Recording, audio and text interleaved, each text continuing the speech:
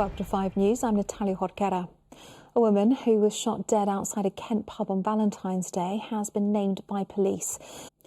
The Prime Minister is joining European leaders in Paris for emergency talks about Ukraine, how a ceasefire there might look, and defence policy. At least 9 people have died after a severe storm hit parts of the US. And the biggest stars pulled out all the stops for the BAFTAs last night. That's all from me. Dan's here at 5, but next it's the weather.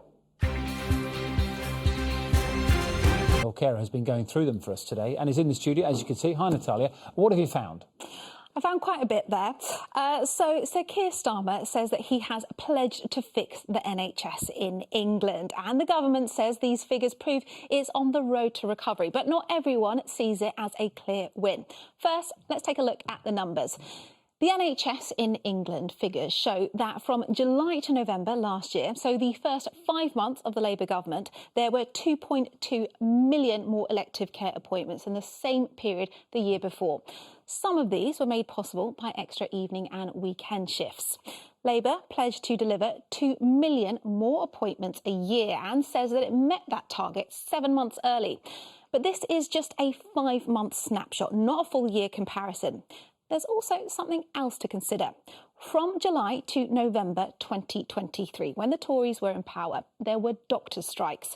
During that time, junior doctors, consultants and radiographers went on strikes for 22 days, cancelling nearly 61,000 elective procedures. Now, a big reason for the rise in appointments last year was that these strikes didn't happen, so doctors were available to do them. Here's what the Prime Minister had to say today. Here in the first place. That's right. The King's Fund surveyed around 1,900 people in England and found that admin issues like chasing test results or unclear wait times made patients less likely to seek care.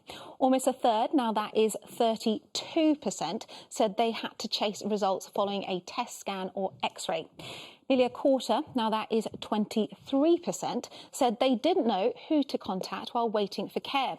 And 1 in 5 people, that's 20%, said they received a letter for an appointment after it was supposed to take place. Good evening. These are your headlines from 5 News. I'm Natalia Jorquera. A woman who was shot dead outside a Kent pub on Valentine's Day has been named by police. The Prime Minister has joined European leaders in Paris for emergency talks about Ukraine, how a ceasefire there might look, and defence policy. The biggest stars pulled out all the stops for the BAFTAs last night. And do you recognise these 4? That's all for now. I'm back in just under an hour, but next it's the weather.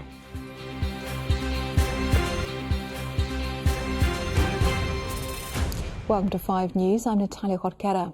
The Prime Minister said that the only way to achieve peace in Ukraine is if there is a US backstop.